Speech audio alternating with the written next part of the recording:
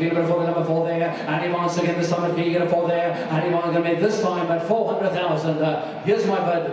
Feet on a decent. Fair warning. And done. At 400,000 by Lucky. Let's give a big hand. 750 to 750. Thanks for the help, sir. The bid is right here at 750,000 out the flag. With Kirby. 750,000. Done. A huge hand there by Lucky. 750,000 by Lucky. Demand from the Mansi Darso 172. Thank you. Groby and Europe also a 3.2 million there. I'm going to miss on a 3.2 million. I'm going to make it here. He's a top ball here at 3.2 million. I'm going to miss on a 3.2. We have over here a 3,200,000 all through and all done. 3.3 million by Randy Gomes here. After also 3.2 million. 420 bid. 420 is where we have to go to 420. Rather than make this time at 420,000 all through and all done. Feed on the turn of place and let's give a big hand there by Randy. Feed Twitter.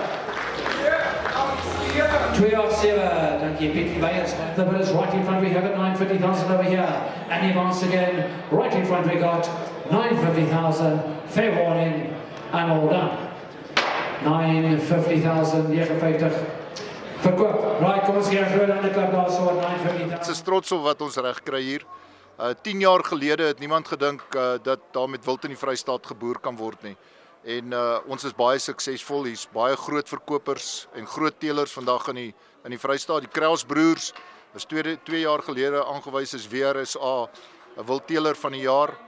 Jaco Trotsky, Ruben Simon, van die grootste teelers in Suid-Afrika is in die Vrystaat gesetel. So nee, ons is baie trots om Vrystaaters te wees en ons is trots om te kan spog met wat ons reg gekry het in die wildbedryf. Die Goue Gemsbokke het baie goed gedoen. Daar's 'n jong bil verkoop vir R750,000. Daar's 'n dragtige, ek dink verse gewees wat verkoop het vir R400,000. Wat in die huidige mark baie goeie pryse is. Die verkopers is baie tevrede. Maar ons die koper het 'n baie goeie genetika gekoop. So dit verteenwoordig 'n goeie genetika, verteenwoordig 'n goeie prys. Dis 'n besondere goeie bil, 'n lang horings, 48 duim horings op die ouderdom van 5 jaar en 2 maande. Die bil het die potensiaal om oor die 50 duim te groei. So die verkopers is tevrede met wat hulle gekry het, maar die koper moet ook baie tevrede wees. Ek dink dis 'n baie goeie koop weerskante toe. Ek is baie positief oor die toekoms van die wildbedryf. Ek dink die wildbedryf betree 'n volwasse stadium. Die klassieke spesies soos swart-witpense en buffels weer eens vandag het bewys dat dit basies jou anker moet wees van jou belegging binne in die wildbedryf. Die kleurvariasies het die pryse het sag geraak, maar daar's nog 'n mark vir die kleurvariasies.